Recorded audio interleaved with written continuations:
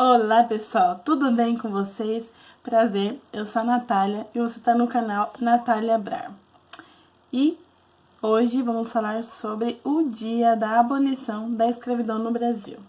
Isso mesmo, muita gente não lembra, mas hoje, 13 de maio, é comemorado o 133 anos da abolição. Mas o que isso significa? Eu já fiz um vídeo lá no Instagram explicando um resumo. Se você não me segue, é Natália_Brar. Eu falei um resumo sobre o dia da abolição, que é hoje.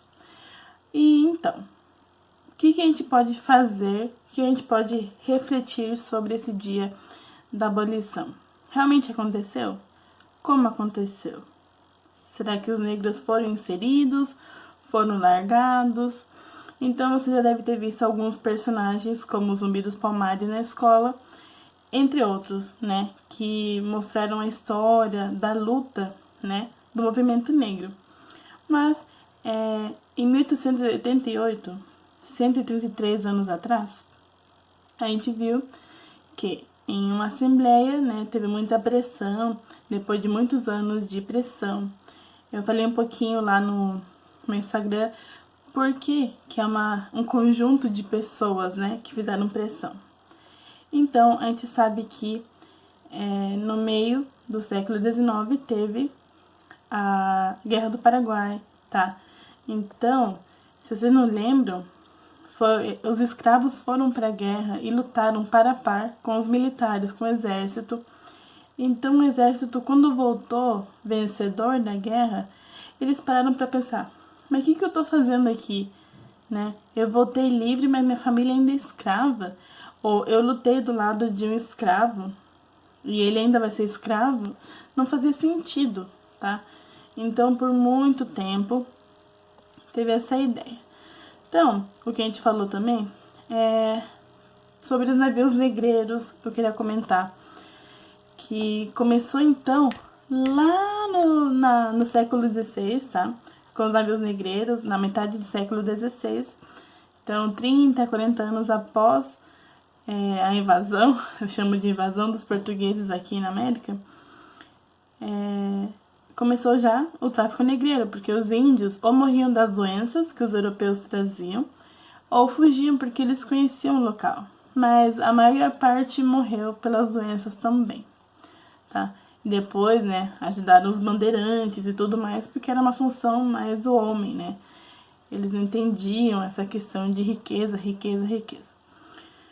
Enfim, é uma linha histórica muito grande, tá? Temos as leis de abolição, então teve desde o ventre livre, né, que soltava os escravos bebês, só que não tinha sentido porque como você vai soltar um bebê por aí, né? O bebê tá livre, mas a mãe não. Então, geralmente, ele ficava com a mãe até uma certa idade, e depois veio a piada da lei dos sexagenários, que era sobre os escravos maiores de 60 anos ou de 60 anos eram livres. Gente, eu já falei no Instagram, a média de um escravo de vida era entre 35 e 40 anos, era a média. Eles não passavam disso. Como que os poucos que tinha de 60 anos sobreviviam com o patrão? Como você vai soltar, né? Um bando de idosos escravos era um lucro pro patrão, pro senhor, e não pro escravo. Então, depois de muita pressão da sociedade, dos próprios escravos, que, eles estavam se rebelando há muitas décadas já. Na verdade, desde que eles vieram aqui pro Brasil. E algo que você tem que entender, que eu posso falar aqui no YouTube, porque nas outras redes sociais é muito curto para falar. Mas algo que vocês precisam entender é que os negros queriam sim ser libertos. Temos um grande escritor que é muito polêmico, né, entre os escritores e historiadores, que é o livro de Casagrande e Senzala, né, e Gilberto Freire, que fala um pouco sobre a romantização dos escravos com seus senhores, né, que era meio que família. E, gente, não é um consenso entre os historiadores, não, tá? Eles têm certeza absoluta que os escravos queriam sim ser libertos, e eles vinham da África já com com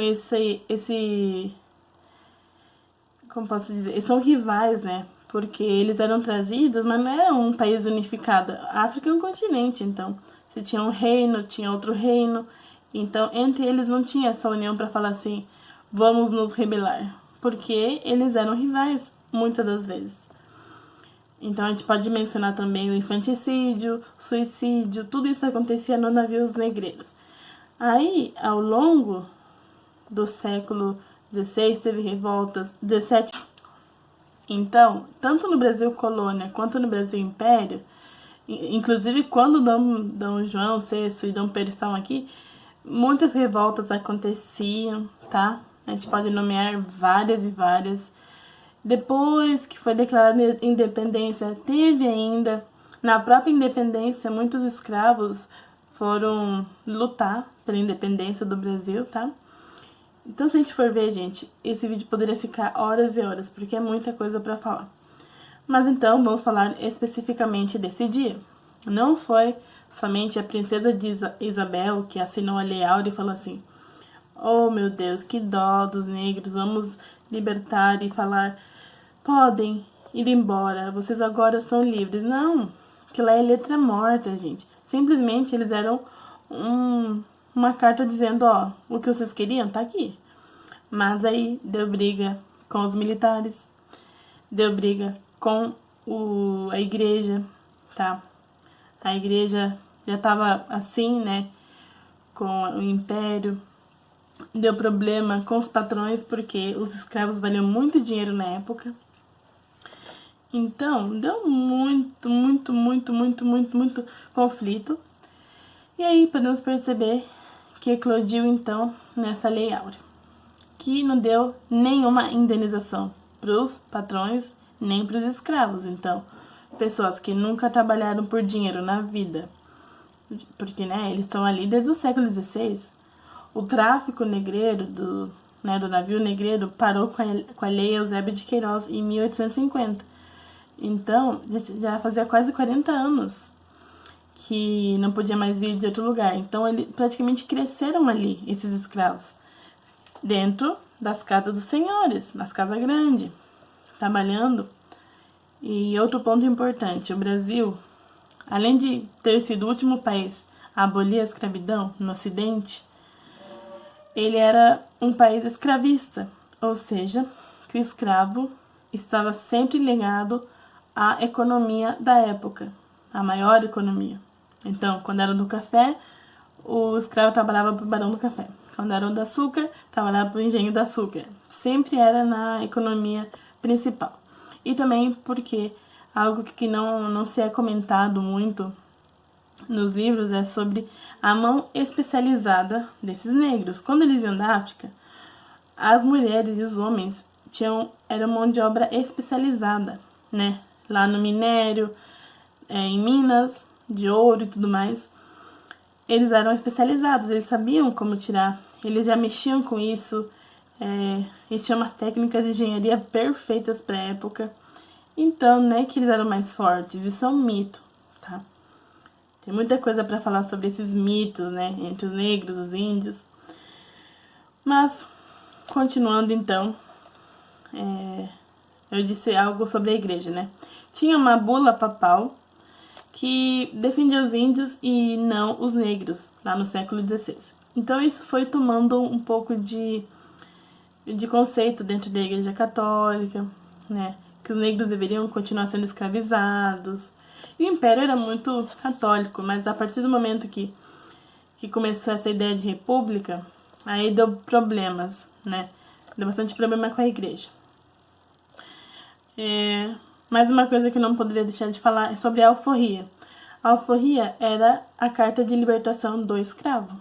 Então, ele era liberto se ele desse essa carta. Ele podia tanto pagar quanto o senhor dele, né, dar mesmo essa alforria e liberar ele. E o mais interessante era que muitos negros, nessa época da abolição, se juntavam para pagar a alforria dos outros. Era muito bonitinho. Então, tinha sim alguns escravos libertos que trabalhavam, né, alguma coisa simples. Como já era bastante urbanizado já nessa época, São Paulo, Rio de Janeiro, Minas Gerais, eles se concentravam nas grandes cidades e trabalhavam em coisas mais na periferia, tá?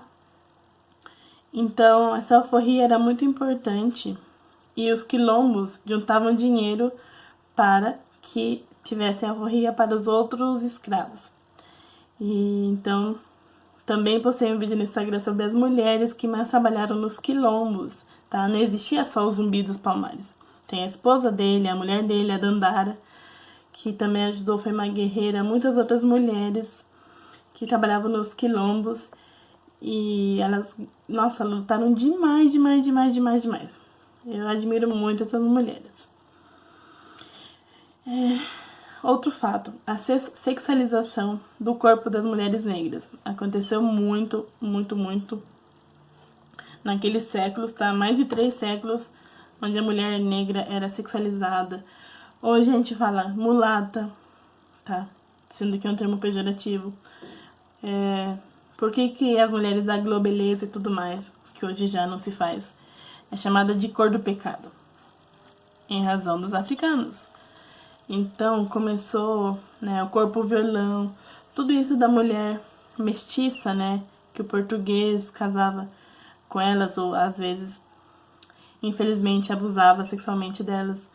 Tudo isso deu forma à banalização do corpo, à sexualização do corpo da mulher negra. Isso não podemos esquecer. Então, por fim, por que esse dia é tão polêmico? Dia 13 de maio, que hoje em dia é quase que esquecido, né, nas cidades, mas é importante sim.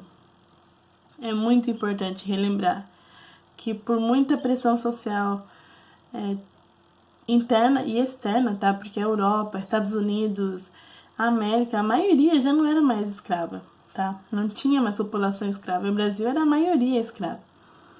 E o Dom Pedro II tava nem aí. Pra ele não tinha problema ter escravo, tá? Tanto que foi ele que deu um toque pra Princesa Isabel. Ó, eu acho que agora já não dá mais pra esconder não, tá? Assina aí, né? Eu tô aqui na Europa, não posso fazer mais nada, mas você assina aí. Então ela era regente, assinou e foi colocado tudo à bondade pra ela, mas não foi só ela. Temos que lembrar disso mesmo. Então, atualmente, os movimentos sociais que lutam contra o racismo na sociedade consideram o 20 de novembro uma data muito mais significativa, que é o Dia da Consciência Negra, tá? Para eles é muito mais significativo e para mim também. Eu acho que ter uma consciência negra é muito mais emocionante, relevante do que lembrar um dia onde uma carta foi lançada dizendo que os negros eram libertos, mas não dava emprego, não tratava eles como empregado. E muitos escravos voltaram a trabalhar de graça para aqueles senhores, gente, na mesma condição de escravidão, porque eles não tinham para onde ir.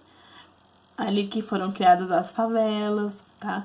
Então usem a lógica, a mente para lembrar tudo isso quando vocês pensarem em favela, em pobreza, em cotas sociais. Por que nossa população, a maioria é negra, mas nos maiores cargos do país não tem negros, quase. Nas melhores profissões não tem negros, tá? Pensa isso, tá? Pensa muito bem antes de reclamar das ações afirmativas de cotas, de lugar de fala. Tudo isso que não cabe aqui, o vídeo já ficou bastante longo, mas eu não queria deixar de falar sobre isso. Existe sim racismo estrutural, desde que o Brasil é Brasil. Então vamos lutar para dia a dia tentar amenizar pelo menos esse racismo, esse preconceito. E vamos lutar dia a dia para que essa escravidão, seja ela por etnia, que é o caso do Brasil, quanto outros tipos de racismo, tá? Então assim, pesquisa, gente. Não existe... Nesse caso, só minha versão, tem outras, pesquisem, leiam. Então é isso, aqui embaixo eu vou indicar alguns livros, todos que eu falei, e espero que tenham gostado, tá? Até o próximo vídeo!